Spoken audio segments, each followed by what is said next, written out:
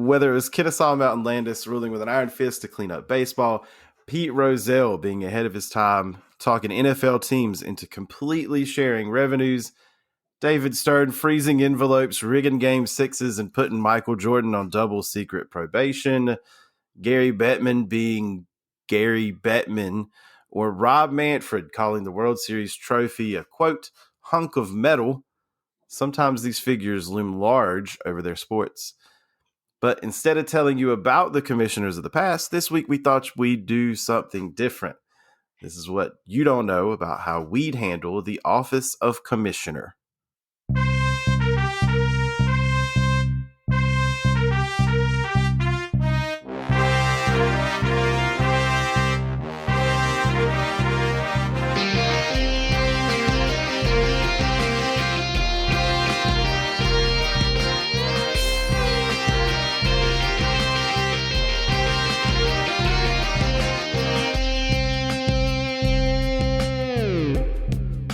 Welcome to What You Don't Know About Sports, where we delve into the forgotten stories, teams, and athletes of sports history and question widely held takes on today's sports. I'm Matt, and this is Blake. Hello. And today we have a very special guest, my brother, Charles. What's up? Hello, folks. Before we get started, you want to tell us a little bit about your sports fandom at all? I'm a fan of a lot of sports. But we'll go into Sick. You would like more details. I think so, yeah. So for baseball, I'm a fan of the year-long National League East leading New York Mets. We won't talk about what happened at the end of the season. Second place. But predominantly, growing up in North Carolina, college basketball rules the world. Yep. And inside college basketball, the North Carolina Tar Heels rule the world. Yep. So that's where we sit there. I've got a teammate, y'all. I got a teammate here today. I'm being ganged up on. That's what's happening. It's just 2-1. It's like state fans are good with that. They're used to being down. To be fair, it's normally 8-5, so 2-1 is actually a little bit different odds. So. You have hope. You can handle that. That's right. 1983 can happen again. Anytime, any day. I'll take 1988 or whatever year it was the last time they won an ACC title in anything, except women's basketball. We got that covered. Women's basketball. Stop.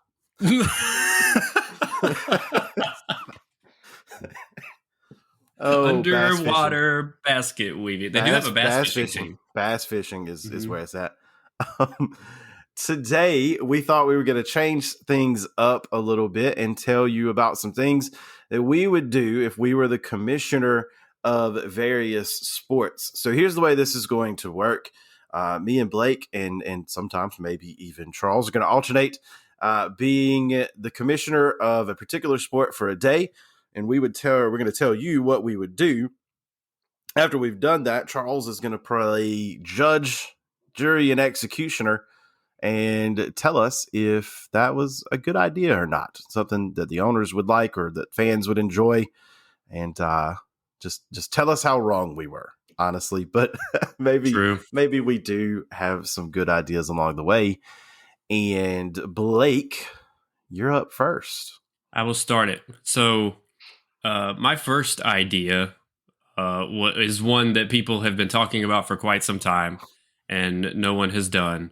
I'm heading to the NFL with my first idea, and it is to make all officials full-time employees. Okay. Because we all know the history of officials in the NFL. I think just like last week was the 10 or 12 year anniversary of the call between the Seahawks and the Packers, the end zone thing. Everyone was waving their hands different ways and no one knew what was going on. This was like 10 or 12 years ago now, but we talked about it then because of the issues that the officials were having with the league. But if they didn't have to focus on being attorneys and whatever else, most of them are probably attorneys, whatever they're doing during their daily jobs, and then fly across the country, spending 4 hours on an NFL field, The outcomes of the game could be different. The players would probably may have a little bit more respect for him if they knew it was their full-time job. The coaches might have a little bit more respect for him. They'd be treated more fairly. I mean, they're worth it monetarily. The NFL has the money to pay them, so it's not a question of like, oh, the owners are broke. Like, they can pay the officials if they really wanted to. So that's my first. That would be my first thing was signing declaration in the office. I would make all officials full-time employees. I am 100% down with it. Yes. 100% down with it, because we've all been there where there's been those questionable calls, and for sure it was the wrong call, and everybody in the world knows for sure it's the wrong call, but it doesn't feel like there's a accountability structure to that, and you can't have that if you're not a full-time employee, right? You leave the football stadium on Sunday and you're pumping gas, or you're flipping burgers, or you're sending people to jail, or whatever you do on your full-time job. So I'm 100% down for that. Man, see, I started off hot. 1 for 1. I'm Hey, in Ed there. Hockley had 2 jobs. He was an attorney and he was out here getting jacked. So that man could hold the world on his bicep. That guy had 2 full-time jobs. He's the cop that's like directed traffic, and he's like that way, like flexing the whole time. He just can't help himself. Like, every job has some kind of professional development if it's a full-time job and it's an actual profession. And like, so what kind of development are you doing with officials if they're working a 40-hour job? Like, when are you doing that training and reinforcement? Don't they call them in just like in the middle of the summer, and they just have a meeting and they're like, this is what we're going to focus on this year. And they like take notes, and then they go home for 3 months, and then they get their assignment and they show up on week 1. Like preseason, I guess, but like that's literally how it works, right? Like, and the only thing they call all year is the one thing they're focused on. Yeah. And then if they get it wrong, they get an email that says, "Hey, Bob, that was bad last Sunday. Can you not do that again?" Yeah. No repercussions, no nothing. Like altering the careers of players with some of these calls, and it's just whoops. I mean, look at the Dez Bryant catch, no catch, right? And nobody knows what it should have been or how it was going to be adjudicated. We still don't know what it was. Yeah.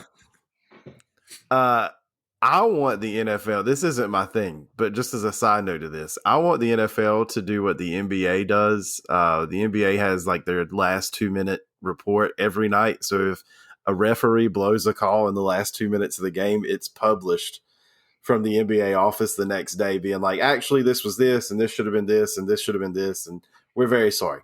At least then kind of acknowledging to the public, hey, like, our bad. We'll do that would be tough. That would be tough to do when they're like just contractors, right? Because then you're ruining like their real professional jobs when you're calling them out every night. When you're an NFL employee, you can get reprimanded and scolded and graded as any other employee would.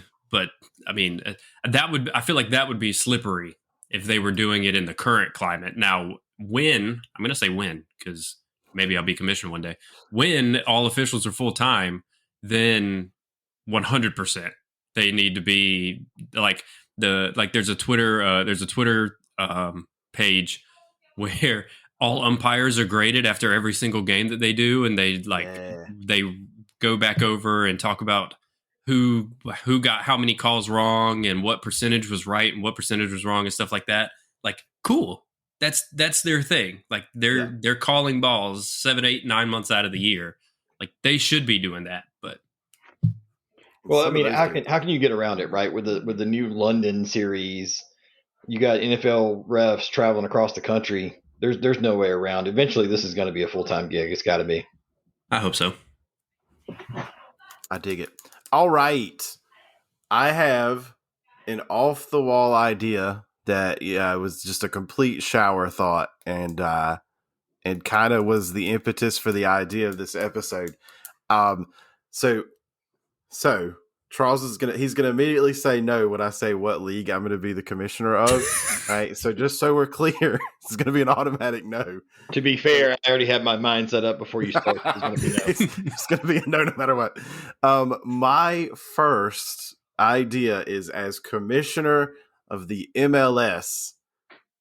Okay. So, all right, but it doesn't have to be an idea that only works there. I just think that the MLS is the most equipped to mobilize on this idea. All right. So here's the thought. I want any professional sports league, but namely the MLS, because they are still small. I want them to expand aggressively to 40 teams. I want them to adopt a split season schedule because the soccer season gets really long, right? And I want them to start using the language of college sports. I want them to adopt college sports culture into the professional atmosphere. Soccer, I think, is the best sport for this because the European style of fan interaction with the soccer teams very much mirrors what happens here in college basketball and college football. It's the same kind of interaction. And if an American sport, professional sport, would expand to a large enough number and touch a large enough places, you could kind of start duplicating the regionality of college sports as well. So if you have 40 teams, you have 4 10-team conferences. You don't call them leagues. You don't call them divisions. 10-team conferences, just like we have conferences in college sports. Play everybody in your conference one time, play a whole other conference in the first half of the season. Second half of the season, you play everybody in your conference again and one other conference, and you call those non-conference games. And at the end of this split season deal, you have a conference championship game.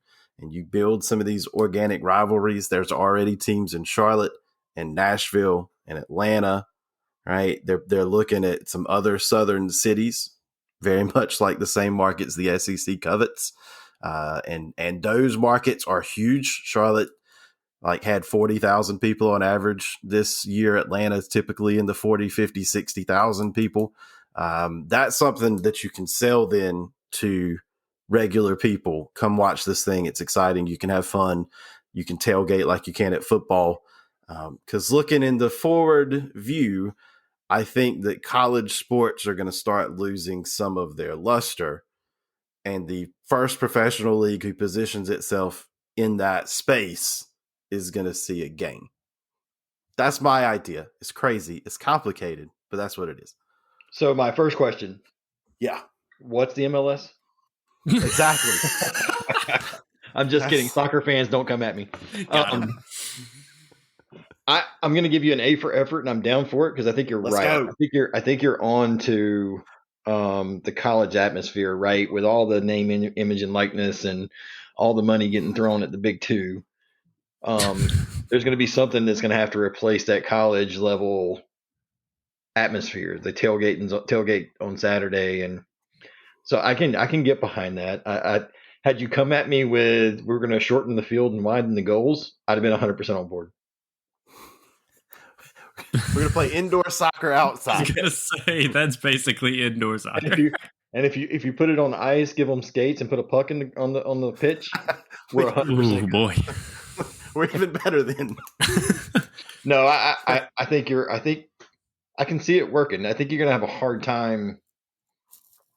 What are you going to do for that gap, right? When you expand aggressively to 40 teams and you don't have that exciting play every night until that gap catches up. How do you put the excitement into there? Do you do banana ball? Hey. Yeah. Yes. There's like 8/10 of those banana ball rules that are amazing. There's only like a couple that I'm not down for. And so some version of that in soccer wouldn't be terrible either. But then you're going to have the people who love soccer being like, this is not real soccer, right? So you can't necessarily run a league that way. But you do have to you're right, you do have to do something because it's not going to be stellar play. Just like any other league expanding. You're adding however many roster spots are not actually that league's quality to begin with. Yep. Right? That's how you fill those rosters. So naturally the play would drop, and it wouldn't necessarily be exciting. I did forget to mention the MLS is basically a Ponzi scheme, so they would love this idea of expanding to 40 right now. This would be great.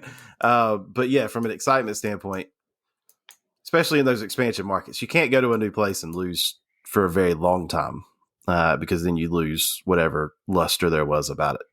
Don't you think that MLS viewership and like the backing and the money in MLS would be too low to support that sort of thing? Like, I know you said it was complicated and stuff, and so, but like the money and like the NFL could do that. They could afford to do that. Just monetarily, they could afford to do that because, but like MLS, I mean, soccer's on the rise in America, and that's really wonderful. But like actually implementing that, and people don't watch the, what is it, 28, 29, 30 teams that are in the MLS right now. On TV, And so yeah. adding more would bring more fans to the game potentially, because you'd be tapping into the cities who I mean, there's soccer fans everywhere, right?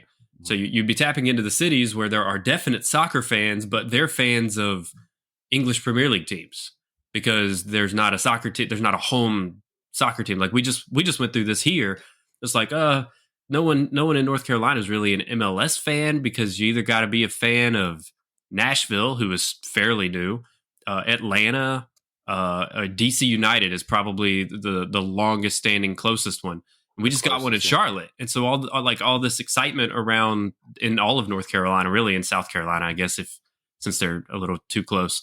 But if we're just going through that where all these new fans are popping up, and it's like, well, instead of being a diehard English Premier League fan, I actually have something close to home I can pay attention to. So maybe it works. I started that argument going a completely different direction, and I talked myself out of it. No, I appreciate that one-sided flip. That's bonus points to your side. That was quick. But I think you're right. Yourself. If you expand aggressively, you're absolutely right. I mean, you guys, I think you've talked about it on your podcast before about the regionalization of sports. And even though we're in a nationalization kind of area where TV rules, that home team really introduces those folks to the game. And especially when, we've got the Wake Med Soccer Park out in Raleigh, and they've got tickets all over the place, and people who never thought about going to see soccer, I got a ticket, I'll go see it, and they get hooked. It's kind of like the Hurricanes too. When the Hurricanes were obviously they obviously were winners in 06, but I remember before that, when I was 11, 12, 13, somebody was just like, "Oh, someone gave us hockey tickets. You want to go?" And like we went to one every now and then. Like I didn't know anything about hockey. I actually remember my dad asking the person we were sitting beside the first time we went how long the quarters were. I was like, "Well," and he explained it, and then we figured it out. But at the time, I didn't care about hockey, but it made me go and it made me interested. And so I don't know, that could work.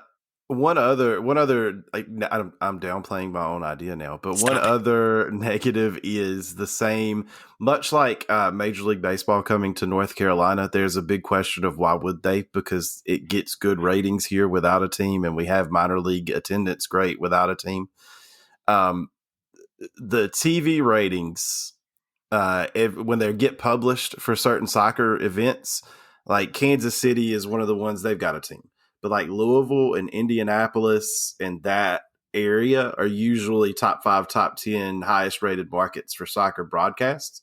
And they also, like Indy and Louisville, bring in like 10,000 fans for their second division teams. So those would be places you would want to go, but those are also places you're already getting ratings. So it becomes a question of, like, do we need to, or can we just not and still get the benefit of it? And I don't know what the answer is, but it would be cool.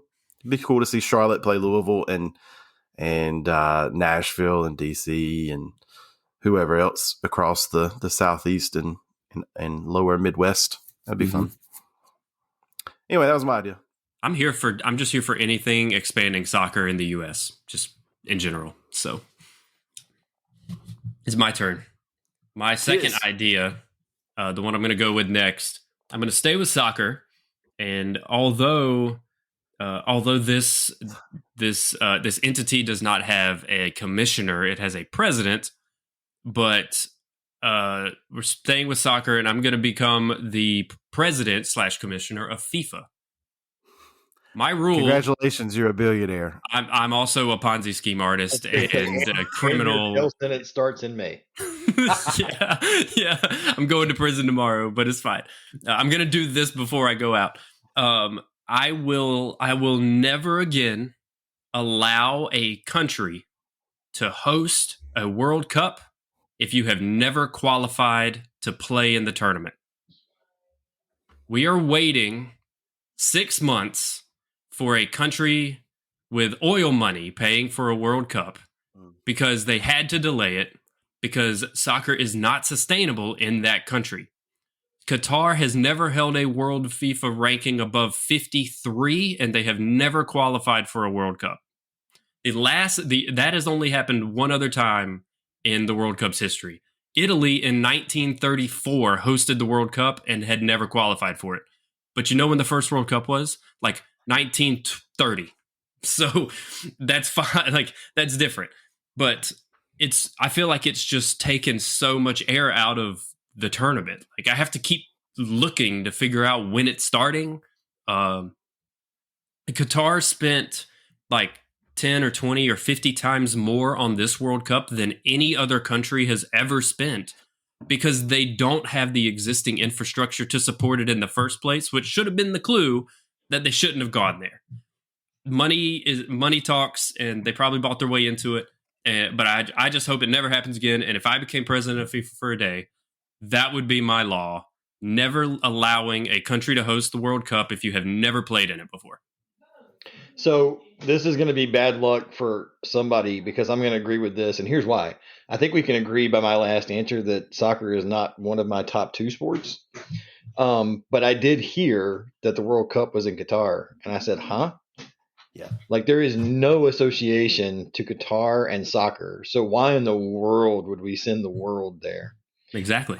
So I'm with you on that. Like it was really I had to rewind. I don't know what I was watching. I think I can't remember what I was watching. Do Perfect or something. They were in Qatar doing that stuff in empty stadiums. And yeah, I was like, wow. So yeah, I'm with you. I second the idea, and I would like to extend that somewhat to the Olympics. If I don't know how you win a bid for international sports competitions where you go and say, look at all these things we're going to build, not look at all these things that we have. Right. And I understand if you're a country that doesn't have the finances for that infrastructure, you don't want to build it ahead of time and not know that something's coming.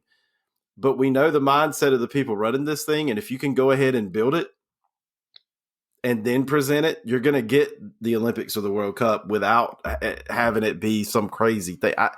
It just blows my mind that we keep going to places that we shouldn't be going. Like they don't win anything. They're not good. You want to grow the game. I get it. You want to grow the sporting community, but like, can we stop doing weird places for the Olympics and the World Cup? They're like having to spray a bunch of artificial snow because it's never snowed at that location ever in history. Like, why are they hosting the Winter Olympics? Like that. I mean, in 2026, when they come to North America, it'll be the first time that 3 countries have ever hosted. Mexico has hosted twice. So if Estadio Azteca gets to a game played in their stadium, which I can't remember off the top of my head, forgive me, but if they get, I'm almost positive they have a game. They're in the rotation, but they will be the first. That will be the first stadium to host 3 World Cups. So, I mean, Canada's never hosted one, but Mexico has, and the United States has the infrastructure. Like we have the football stadiums that they'll just repaint the grass. Like it's that easy to do it here, right? And we have so much infrastructure with colleges too. Like college sports in Europe and really anywhere else in the world is non-existent. I mean, they have like clubs and intramurals, but they don't have the NCAA level like stadiums and arenas and stuff to host any of these things, and we do, which is why U.S. can pull it off. Qatar spent like 200 million or 200 billion some out. It's like many, many times more than any other country has ever had to spend to host it because they have to build everything from scratch. And it's just it makes me angry, y'all. It really makes me angry. Like we should not have to wait till November to watch this tournament. Maybe that's the end of my spiel. Maybe no. Right. Do we even know that the stadiums are built? Do we even know the roads exist? Like, as far as I know, there were people there last month and like watching roads be poured at midnight because you can't work during the day because it's 2,000 degrees. And like the asphalt doesn't even set if you pour it during the day. But like, what are we doing? What are we doing? I don't know. Okay. This is the part of the show that I'm the most excited for. This is part of the show that I'm most excited for. We're gonna see if Charles is able to think on his feet here and participate in trivia. So this trivia question is for both of you. There's two of you. You can work together, team up to figure out the answer to this. You're looking for 4 people, and I would like for you to tell me the longest tenured commissioner in each of the big 4 professional sports. So we're not including MLS. We've talked a lot of soccer here. Not including that. Not including college athletics. Just the NBA, NFL, NHL, and Major League Baseball. You can ask questions, obviously, to try and figure that out. And we'll see how you do. So this is the longest tenured in history, not the current or whatever. So I don't know that I could name the hockey commissioner right now, to be honest. We all know my hockey is fine. I probably couldn't name them right now if I had to. I named him in the intro. It was Gary Beck. I have to go back and read it. That's how bad it is. That's not the answer to the NHL one. Just a heads up. Oh, thank God, because I know all the others. That's going to be the hardest. I guarantee you that's the hardest one. I don't even have a guess. So, oh no. Yeah, I'm not going to be good for you there. I don't even have a guess on the hockey commissioner, to be honest. Basketball, baseball. I think I know NBA already, but maybe not. I think NBA might be a trick question. Do you know any of these off the top of your head, Charles, that we could just like knock off and take care of now? So for baseball, for sure, we can get rid of Giamatti. Yes, one and out. Yeah, he's gone. Man, I don't know. We're gonna have to ask questions and narrow it down. Fine. To get into any kind of time frame. What team did they play for? Oh, that's not this kind of trivia. Yeah, none of these answers played professional sports. That should be a maybe that'll be my third. Is you're not allowed to be a commissioner unless you actually 2048. Yeah, maybe. Yeah. I'm just saying, you guys usually have these themed episodes where the trivia question follows the theme, and you bring me onto this wide open and just have a wild card trivia. Throwing you to the fire right here. The deck is stacked. The deck is stacked. Can I'm going to ask a quick NBA one to narrow that down really quickly. Yes. Is the answer to the NBA question the predecessor to Adam Silver? They're all predecessors to Adam Silver. The most recent predecessor to Adam Silver.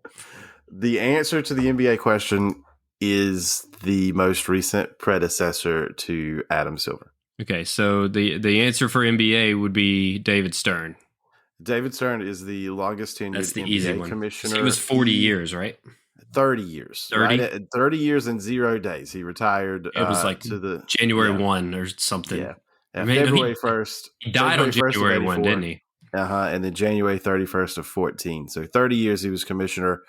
By far the longest NBA commissioner. Doubled up the closest tenure to him, and obviously led it to the heights of popularity and until recent times, obviously. But yeah, also maybe rigged the draft with Patrick Ewing and Michael Jordan probation 100%. And told referees to, do the good work on game 6s and stuff like that. So, all right.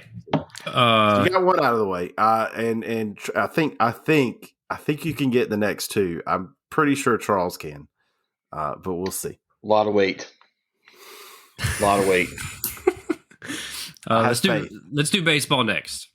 When was that person commissioner of baseball?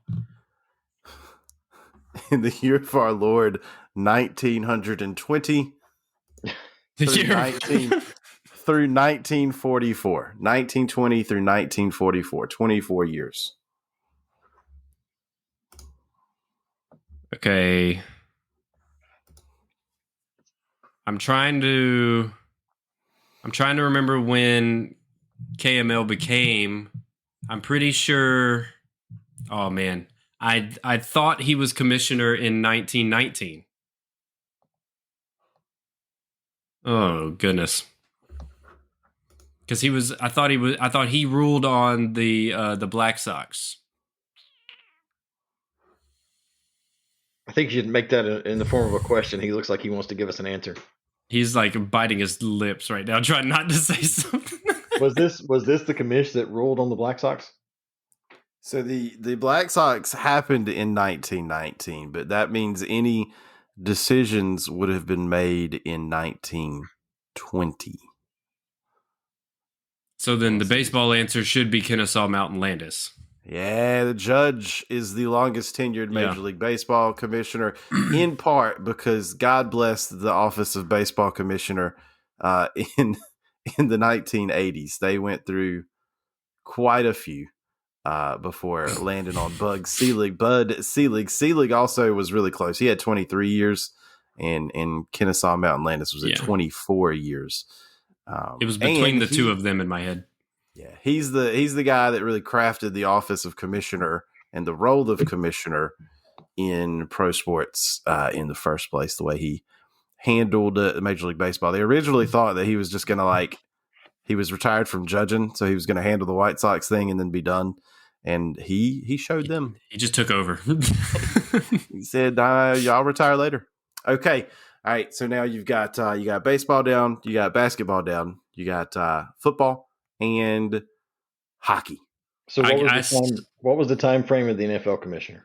Yeah. All right. So this is going to be up your alley because you were alive. You were alive for part of this. He's telling you how old you were, I think. No, there's a wide range. Not dating him all the way. He's probably the commissioner the longest range ever in NFL history. He's the commissioner of 1960 to 1989. Okay. Do I just guess? Unless you have a question or you think he did something and you want to ask if it was that guy, or is it Pete Rozelle? That's a good question. It is Pete Rozelle. Yeah. Pete Rozelle. Managed the JFK disaster and the sharing of revenues as TV became a thing. A man before his time. Yes, Pete Rozelle. And so now you're down to hockey. So I'm gonna ask, is it the first commissioner of hockey? Okay, but do you know the first commissioner of hockey? If that was the answer. I'm asking the questions here. You're supposed to be answering. You don't question our questions. You give us answers. It is unfortunately not the first commissioner of hockey. So that was Frank. It's not first Frank. Of all. Hey, stop Googling over here. Frank Calder was the first commissioner of hockey and is the namesake of the Calder Cup given to the NHL's Rookie of the Year. Clearly. So not him. What year was he? What year did he run? Almost Gary Bettman now, but it's not. He was commissioner from 1946 until 1977. I'm going to be honest with you. I could ask the man's first name and I still wouldn't be able to tell you. Same. Okay, so if both of you have to have heard this name. I'm not sure of that. I will give you a hint. Does it start with Lord and Stanley? No. Okay. They did give. Okay, so at one point, the NHL's conferences were not named East and West, and the divisions were not named geographically either. They had people's names as the conference names. His is one of those names, and it is also the trophy given to one of the now the NHL's conference champions get a trophy with his name on it. I have one name, and it's only a last name because of a trophy that is handed out to NHL teams. And it's to the Western Conference champion. That means nothing to me at the moment. I'll still only have one name. Well, what was the Western Conference previously called? Ooh. No, we're not doing that. We can't put stipulations on questions in the middle of the game show. We can, because that would give you the answer to the question.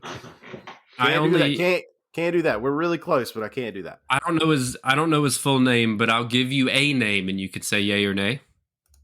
That sounds preferable. I'll give you a last name. That's all I got. I'm assuming it's his last name because I'm not positive of that either. Norris.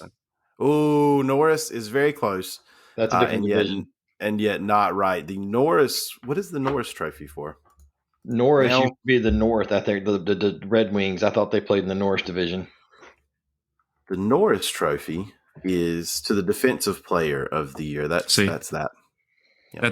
That is the only name that came to my head with hockey trophies. That's all I got. This man's name is alliterative. Gretzky. His first name and his last name are the same letter. Nothing. What letter is that? No, because I'm going to give you another hint. There is a Division I, small Division I. They play FCS football, but Division I basketball, very tiny, in North Carolina, who shares this same name. Now you can ask questions about that school and figure out the name of this man. They had any famous players from the basketball program? Oh, not really. Okay. I got nothing. I can answer that question differently, and Blake would immediately know it, but I'm not gonna. Can I ask what you were about to say as one of our questions? We did a profile of one of the players from this school because he transferred to a different school that was the subject of an episode we did. It's the best I can do for you. I think we're coming to the conclusion that you could give us the guy's last name and you're still not giving us the answer. All right. So to tie up all the loose ends, the player I was alluding to right then was Anthony Atkinson. No way. From our Barton College episode. Therefore, it's not Barton because he transferred from this place to Barton. Wait, it has two names? No, I know I've made this super confusing. I really have lost the plot on this situation. Should have just gave it the old Western Conference. Campbell. It's Campbell. Yeah, Campbell. Clarence Campbell is the longest tenured NHL. So were you mentioning, you were saying like the Campbell Camels? Is that what you meant? Yeah, I was trying to get you to the Campbell. If you could figure out, like, if you would guess, like, where is the school? And I'd be like, Bowie's Creek. And you'd say Campbell. And then I'd be like, that's the dude's name. From now on, you're on probation on the rest of your commissioner ideas. You've been suspended by the owner. Been suspended by the real commissioner. But you nailed 3 out of 4, which is what I was hoping for. Nobody would know Clarence Campbell unless you're like deep into hockey fandom. And even then, who knows? Somebody is screaming at their radio right now. Or somebody is punching their steering wheel. And they're like, how do you not know Campbell? Forgive me. That's true. Gary Bettman, by the way, is the NHL commissioner now. He's the current longest tenured commissioner in sports. He's at like 29 years. He's been going at it there. And very close to the 31 that Campbell was for the NHL. All right. Here's my second idea. Number 2.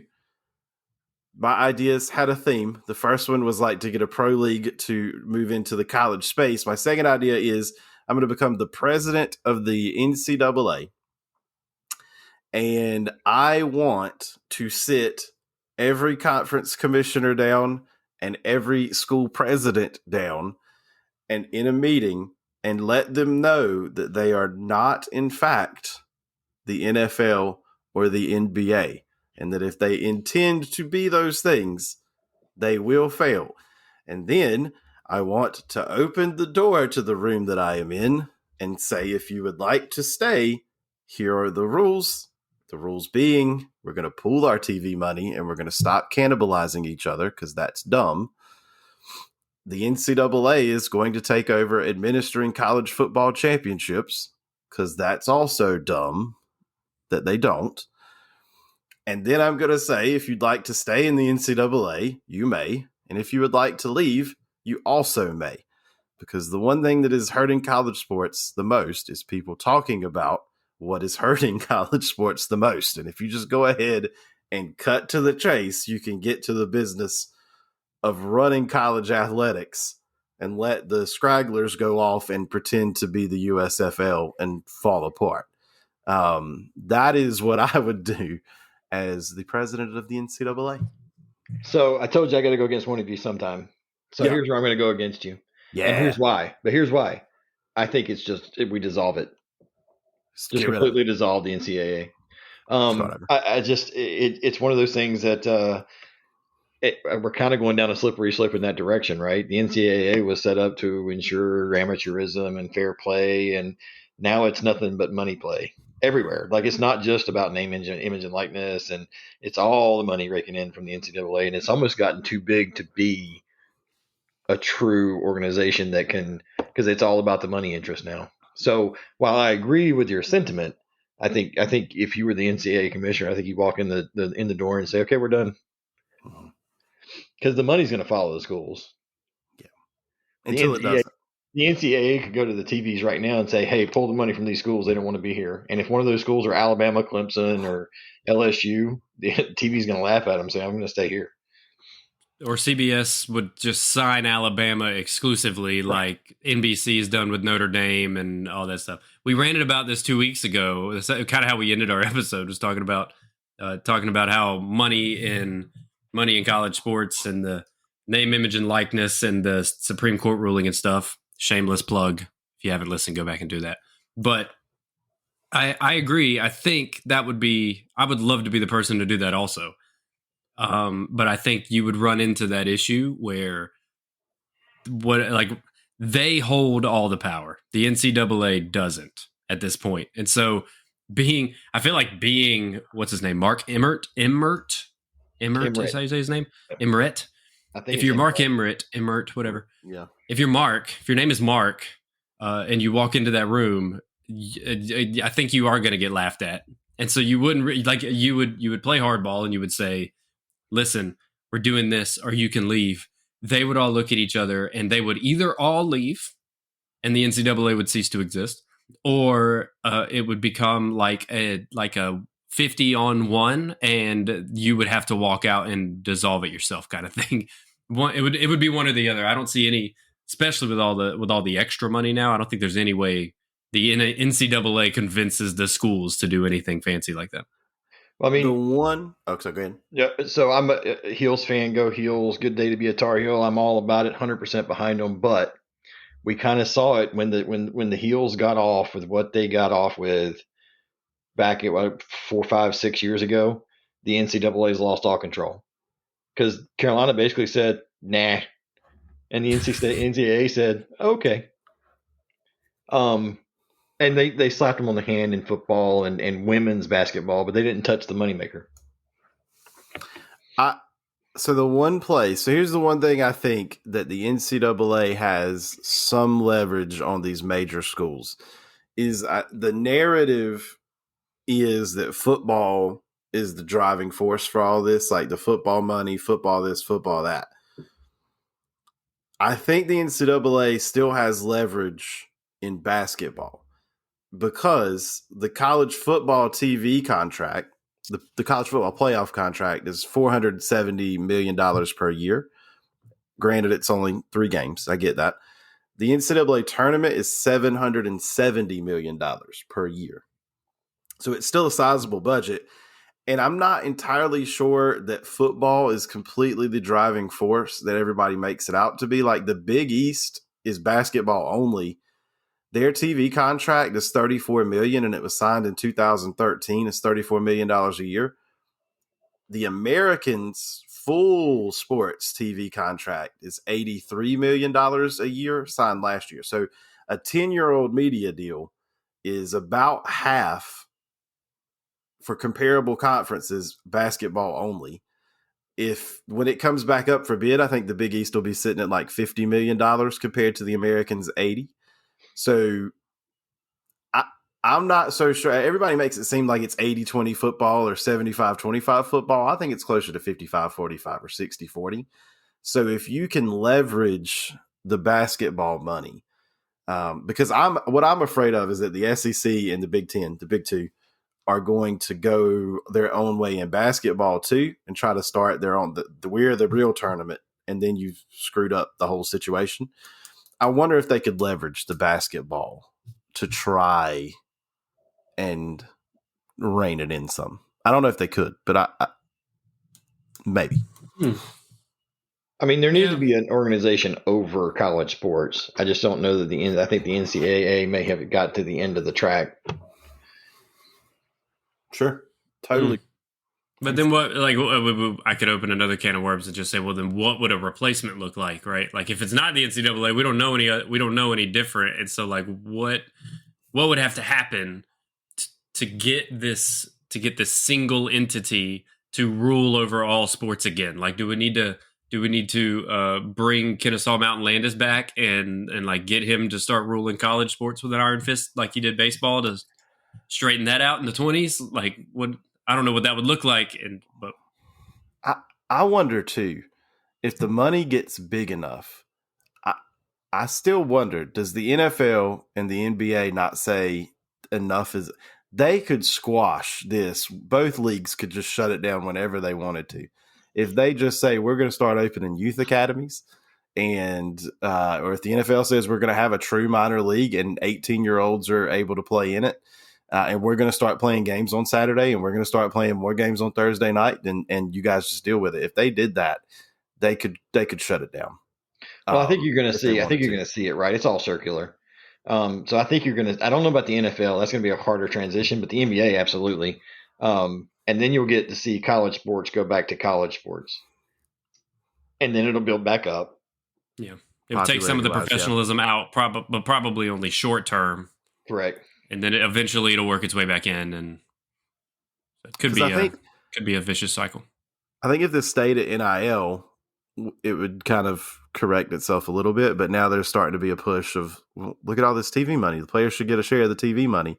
As soon as we start doing that, then you're in a salary situation, and you've got bigger problems that people just don't want to hear about. They don't want to hear about a salary dispute for a college kid. They don't want to hear about a CBA for college athletes. They don't want to hear any of that stuff. They would just tune out, I think, too. Yeah. Could be. Hey, do you have an idea before we do round 3 real quick? I have one for the NFL. I thought about this today. It's going to be 2 simple things. Yeah. Number 1, we're going to eliminate the kickoff. I'm a true NFL guy, but watching Sunday football now and the kickoff and everybody stands in the end zone with their hands spread out because the ball went into the end zone and let's just stop it. Get rid of it. If you want to kick onside, throw a flag, kick onside. But if it's just going to be a regular kickoff, get rid of it. Number 2, and this is the more controversial one. Kinda. I'm all for celebration. I don't want to limit any celebration, but you have to stay within 10 yards of where the turnover happened. So no sprinting to the opposite side of the field, and no sprinting to the other end zone to celebrate. If you want to celebrate in the other end zone, pick the ball up and run it in for a touchdown. Dang. You don't see the guy catching the ball for a first down and running to the end zone screaming, "Oh, I got a first down." Yeah. I've said on a previous episode that I think like cornerbacks are cornerbacks and safeties and linebackers throwing their hands up when the quarterback just simply missed a throw, like they did something, is just silly. Like after a sack, like that's literally what you're getting paid for. You didn't do anything extra. You didn't do anything special. You were literally told to do that, and you did it. Congratulations, you fulfilled the minimum requirements of being a defensive end in the NFL. Stop looking silly. Like you did exactly what you were supposed to do. The between down stuff frustrates me sometimes, and especially like that, like, oh, I made a tackle and then I'm gonna pew, or I made an interception, I got taken down immediately, but I get up and keep running like as part of a celebration. That's also silly to me. So I'm actually for both of those, because the kickoff thing also too is, unless you're Bill Belichick and you just like to you kick it straight up into the sky just so you can knock some Weird poor stuff. kid's head off. Like, that's just silly. We can get rid of that too. I mean, if it becomes strategic, right? If the kicker can actually skillfully kick it a little high where the defense can run down, it lands maybe on the half-yard line and it forces a return, maybe. But you're right. But now, getting back to your cornerback thing, I literally this Sunday I saw a cornerback burnt. I mean, he was toast. Receiver dropped the ball and he got all excited. Look what I did. No, you didn't. You're nothing. Toast. You caused the throw to happen in the first place. Right. You were so far away that he threw it in your direction. I don't mind the between play stuff as much because they tend to have what we call in education natural consequences, because they're turning the play clock on. So if you want to sit there and like celebrate for 10 seconds, then your huddle's already meeting. You got 30 seconds left before we're running the next play. Like there's a little bit of get back and let's go attached to that.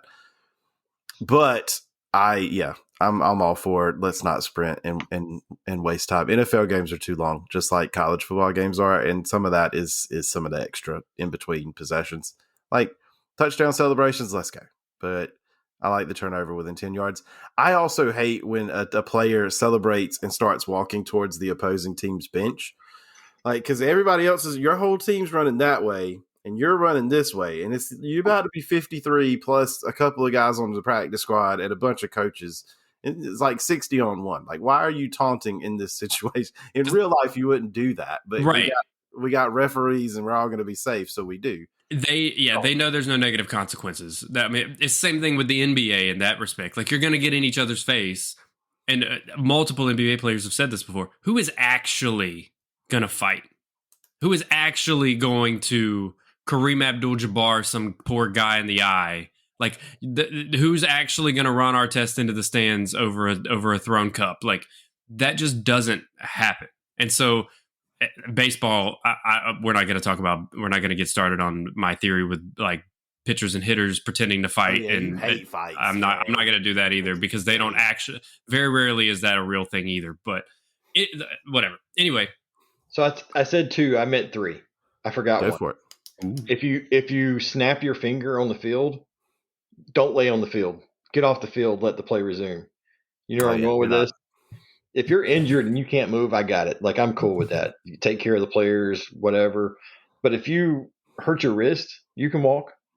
So you must love watching soccer games when Neymar's rolling up and down the pitch because over and over and over and over, because none of them are actually hurt either. I hate that too. Yeah. But yeah, if you can get off. One thing about the kickoff, I would modify your idea from getting away with it to doing, I don't know if y'all saw the XFL when they were playing their kickoff deal, where instead of the kicking team being on the line of scrimmage with the ball, they put both teams 10 yards apart down the field. So the kickoff happened, and I don't think you were allowed to call a touchback, but because the teams were so close together, they kind of like met at a line of scrimmage, and then the kicker had leeway, or the kick returner had some leeway, so there was a little bit more excitement. Nothing really came of it. They needed to innovate on it a little bit, but maybe try that instead of getting away with it altogether. But if there was a way to make it safer, almost like I think about a rugby scrum would be pretty cool. If somehow you could like everyone starts like a normal line of scrimmage would, like a normal offensive defensive play would, where they're much closer together. There's no full speed against full speed, and people literally knocking people's heads off. If that's just too dangerous, and it's just silly, and 95% of them don't even get returned anyway, and so you're just sprinting the length of the field for no reason anyway. So if there was a way to like kind of bring it together, give them a ball like in a special formation of some sort, and then let them try and progress up the field as far as possible, and then the offense comes out. Something unique. I don't have an answer exactly, but something unique like that would be better than what we currently do. All right, we want to rapid fire idea 3 real quick. I have a really outrageous one. My first 2 were like pretty realistic. I think this one is never going to happen. My third one is that Major League Baseball should get rid of the farm system entirely and institute a promotion relegation system within all the divisions. I don't hate that. Every single professional sports league needs to have relegation. Yes. Oh, let's go. Yay! I To think include college athletics. Ooh. college athletics with promotion relegation would be perfect. That'd be sick. Honestly. That would be great. Yep. It's my outlandish one that'll never happen, but that I think would make it much more exciting instead of like one major league team owning all these people and calling them up and sending them down, and let them play. If they earn it, they will get a contract signed with a better team. They can move up, and top 3, bottom 3, you swap at the end of every season. So if you're a Major League Baseball team and you really, really suck, you're out until you can make it back in. I love that idea. And that fixes the biggest problem with baseball right now. Is one of the reasons we almost had a strike and missed part of this season or all of this season. They eventually just got together on a deal. Teams tank in baseball terribly, and it costs people on their people play their first contract, no problem. But if you're not an all-star, you don't always get a second contract, and it's so they can bring in the next $650,000 player out of the farm system. That fixes that. And how many more people are excited to go to a Durham Bulls game or even a Carolina Mudcats, Kannapolis, whatever they are now games? If you know that I'm supporting a team that if they win their championship, they can go up one. All of a sudden, that's important instead of I'm just going to spend a night out, which is fun. It's enjoyable. Sure. But now you've got some stakes to what you're watching. And I'd like to add, not to open up another can of worms, but max contracts around. Just like every sport should have maxes. Yeah. I think salary cap in baseball is definitely necessary. But yeah, that was one of mine. If I got to it, that would have been one of mine. Yeah, I agree. Max deals in every sport. You got to have one because it's getting crazy. And everybody compares their contract to the other guy's contract. Right. Yep. So Matthew Stafford signed the biggest contract in NFL history one time. He's not the best player in the NFL. So now all those guys get to go above that. Now, if you have a max contract, I'm giving you the max or I'm not giving you the max. And that's it. That's a great idea. I'm here for that. Man, that's a great idea. We're going to be great commissioners one day, guys. We are. My third idea was to say, and it's great because we're in rapid fire. My third idea was to say all the ideas, all the things that Major League Baseball is changing next year with the pitch clock and banning the shift, and they're doing one other thing. Oh, making the bases bigger. I would do those things. I would keep those things there too because those are all great ideas. I hate playoff baseball because it's during football season, right? So on Sunday you watch 22 dudes like beat the crap out of each other. They get up, they go to a huddle. Somebody in a tower is thinking through what the next play is, calls it in. Somebody repeats it. They go to the line of scrimmage. They change the play call at the line of scrimmage. They check everything. They run another play. And all of that happens before Aroldis Chapman can decide to throw his next fastball. Yes. That is ridiculous that it takes sometimes 45, 50 a minute between pitches, and that's going away after this year, and that's amazing. They've tested it in the lower leagues, right? In the minor leagues, and it's apparently 2-hour minor league games. It's apparently done really, really well to maintain the speed of the game, which is exactly what they need. So I'm here for that. If people, and we know this from college football, right? If people have a game that is moving along, they can sit for 3.5, 4 hours. People have a game where nothing is happening. They're going to lose their minds and lose interest. It doesn't have to be shorter. It just has to have more stuff happen. I'm here for that. I'm excited for that too. Cool. Any other last ideas? Anything else that we can fix while we're making sports the best they can be? I think major NBA and NHL should make their first round playoff rounds 5 games instead of 7, because there is no point. There's no point in getting swept after 4 games when you could just do it after 3 and move on. Like, you never come back from 3-0 unless you're the Yankees and you blow it. But we won't talk about that on this show. See, that's not necessary. That wasn't the first round anyway, so there. Nope. No more TV timeouts. In-game ads only. I love that too. Side by sides. Oh, I'm going further than that. Like I hate side by sides, but that's a step in the right direction. I'm saying as they're going down the court in basketball, you see a Coke sign pop up, and that's your ad. That's all you get. I'm here for that. Because at one point it was just TV timeouts and ads and TV timeouts. And then we got this fancy technology where we could put ads everywhere. And we still have the TV timeout. and now a lot of people are paying us for a service to watch the game, and there's still TV timeouts. I love that. Baseball did it. I don't know if y'all watch. Have y'all been watching much baseball this summer? But especially on Fox, in between pitches, sometimes they'll be like, blah, blah, blah, so-and-so, that's a strike. And here's a word from Coca-Cola, like you said. And then it's a little 10-second advertisement, swipes back out, and then we're on to the next pitch. I don't hate that. It's not awesome, but I don't hate it. It's better than TV timeouts, especially in basketball. You break up the flow of the game so much. Football is terrible too. The last baseball game I watched, there was a Kikkoman soy sauce ad on the pitcher's mound. I was like, "What are we doing? Why? Why is that there?" Trying to get puffy eyes. Come on, all now. The sodium. Whatever. All the sodium. Way too much advertising during sports games. I agree. Yep.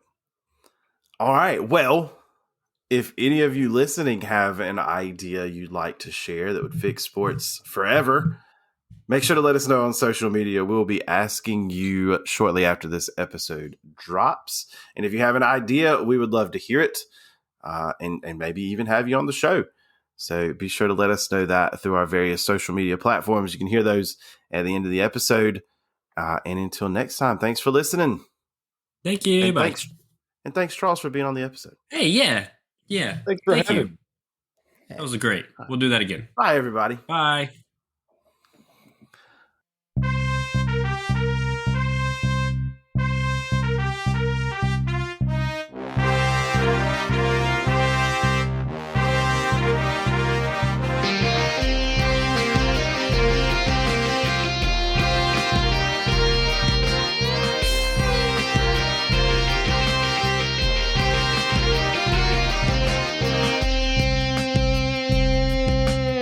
Thank you for listening to this episode of What You Don't Know About Sports. If you enjoyed what you heard today, please leave us a review, 5 stars only please, and hit that subscribe button wherever you listen. If you have a great sports story, we want to hear about it. You can connect with us on Facebook, Instagram, and Twitter at WYDKAS Podcast, and on our YouTube channel at What You Don't Know About Sports Podcast.